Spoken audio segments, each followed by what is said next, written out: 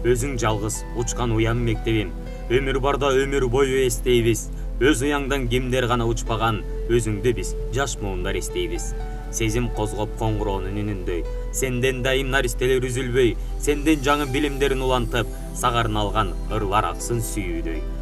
Улуу журттай, тамбас, чамбас мектебим, ушуларда айттым сырдын чекесин, Абдулаев мектебим өзүң гана түбөлүк, урпактарга түбөлүк ата энесиң. Талас шаарындагы Абдулаев Сагын атындагы номер 6 орто мектебинин кыргыз тили жана адабият мугалими Байбекова Бурул Абылгазиевна 39 жылдан бери агартуу тармагында эмгектенет. Кыргыз Республикасынын билим берүүнүн мыктысы, кыргыз тили боюнча Манас төш белгиси, Ала Тоо айымы жана Айтматов медальдарынын ээси. Чыңгыз Айтматовдун 85 жылдыгында, Эсенгул Ибраевдин 85 жылдыгына арналган республикалык конкурсунун жеңүүчүсү. Байбекова Бурул Абылгазиевна жаш муундарга татыктуу тарбия, сапаттуу билим берип келет. Жаш мугалимдерге дайыма насаатчы, мектеп ичиндеги ар кандай коомдук иштерге активдүү катышат. Мектеп ичинде кружок түзүп, балдар менен тыгыз байланышта иштейт.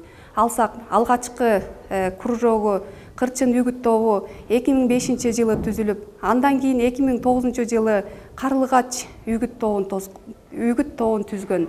Эгерде Бурул Байбекованын устаты, кыргыз эл мугалими Бектур Исаков оңдогон интерактивдүү метод менен окуучуларга класс ичинде туруктуу билим берсе, Бурул Байбекова класс ичинде методикалык ыкмаларды өркүндөтүп, өстүрүп, класстан тышкары ийримдердин тарбиялык жаңы ыкмаларын жарыялап, жалпы мектеп окуучуларына, мугалимдерге, ата-энелерге улуттук педагогикалык тарбия берүүнү өркүндөтүп келүүдө. Эң алгач Кырчын үгүт тобун 2004 жылы уюштурган. Өзүнүн классында көркөм окууга шыктуу, таланттуу окуучуларды топтогон. Ар кыл темада көптөгөн ачык тарбиялык сааттарды өткөрүп турган. Шаар аралык кароо сынактарга катышып, байгелүү орундарды ээлеп келген. Жаңгырчылык Кудай берет деген ушу. Жаңгырчылыктан кутулуп жашамак кетет экен. Ой, мен буларды алайынчы. Мектепте шаар аралык областтык кароо сынактарга катышып, ар дайым байгелүү орундарды ээлеп келишкен. Карлыгач үгүт тобунун аткарган иши өтө барандуу. Манас эпосун таңазалашып, көрүүчүлөрдүн зор кызыгуусун жаратып, жогорку деңгээлде көрсөтө алышкан. Урсаат берсеңер, баланын атын мен коеюн. Баланын аты Манас болсун, Арбалиеден Калас болсун. Амин.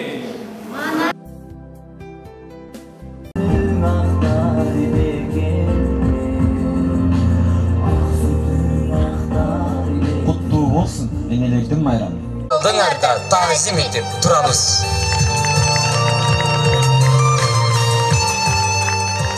Шаттуу кылган, бул өмүрдү таттуу кылган, өмүр чөлүн бактуу кылган, мөмөлүү да шактуу кылган энелер. Энелерге суктаналы адамдар. Адамдардын жароокери, адамдардын боорукери, адамдардын сылыгы да, адамдардын ыйыгы да энелер.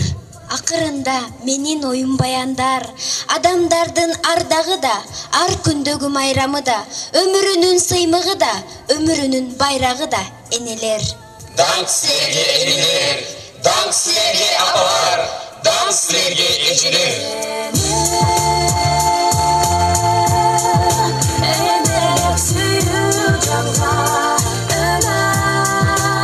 Kadırman jurtum, ardактуу энелер, намыс менен колго тийди бийлигиң, аркаңарда калыс эл бар билгиниң. Түндүк, түштүк, элди бөлбөй экиге, сактайлычы улуу элдин бирдигин. Улуу делип, сыймыктуу ата журтка намыс болгон.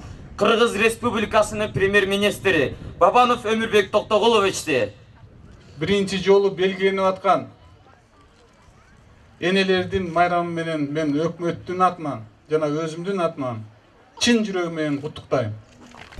Тилиң менен улутсуң деген темадагы Талас шаардык областтык мектептер арасындагы окуучулар менен беттешүүдө биринчи орунду камсыз кылып, Манас, Семетей китептери жана түстүү телевизор менен сыйланышкан.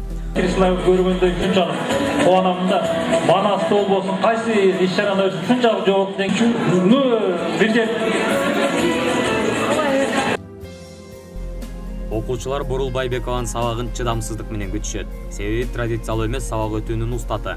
Бул ыкмаларды колдонууда окуучулар сабакка терең сүңгүп кирип, теманы эркин түшүнүүсүнө шарт түзөт. Ал 2014-жылы Сельва билим берүү борборунун демөөрчүлүгү менен кыргыз тили жана адабияты, класстык саат, адеп иштемелери китептерин чыгарды.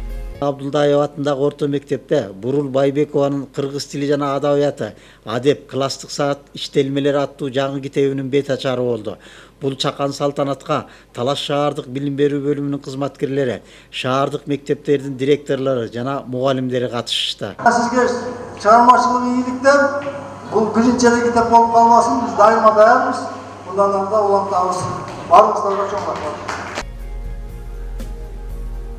Ата-бабалардын басып өткөн жолу, тарыхсыз кийинки муундарды келечекте өлкөбүздүн өнүгүшүн бекемдөөгө багыт берүү мүмкүн эмес.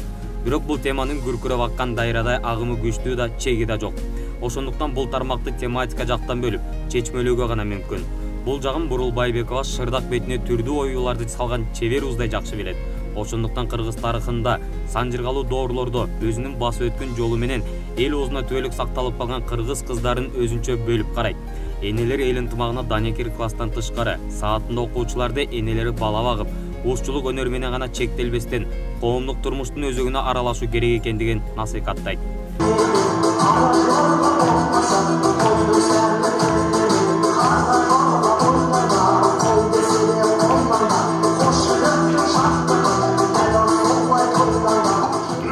Siz bile sıyıktanamız. Anadolu bölgede daha bir meseleleri biliyorlar. Böyle okuşlarda razı bildiriliyor. Canlı oturmadan adına. Tak her bir mektepte şundaydı. Keçeler ötürüp. Ana büyük temalar öte aktual eken. Eneler garnalıktır. Eneler el intimalardan eken.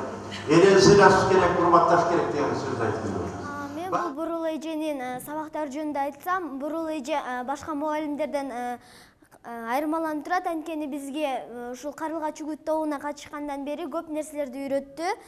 Көркөм окууну өзүңдү кандай алып жүрүштү, сахнага чыкканда дагы көп нерселерди үйрөтүп, ушул Бурул эженин жардамы менен мен көп конкурстарга катышып жатам. Элиңдин өткөндөгүсүн билсең, келечегиң кең болот дегендей. 2016-жылы Талаш шаарындагы номер 6 мектеп өзүнүн уюшулгандыгынын 60 жылдык салтанаттыда Бурул Байбекованын демилгеси жана уюштуруусу менен өткөрүлдү. Салтанатка бир кезде ушул мектеп-интернаттан билим алган окуучулар, иштеген педагогдор келишти.